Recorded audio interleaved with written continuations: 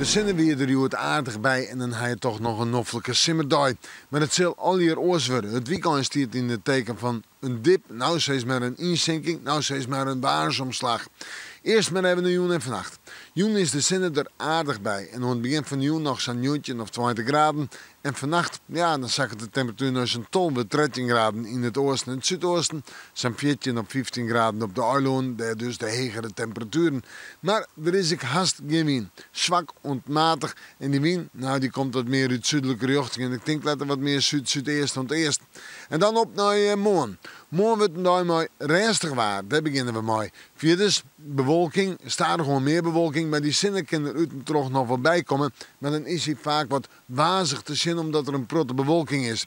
Vierders lijkt het bij ons droog te blijven. En de temperaturen morgen 20 tot 22 graden. En de wind, ja, die zie ik het starig gewoon het zuiden en het zuidwesten op. En die zal zwak en op zijn heegst matig wezen.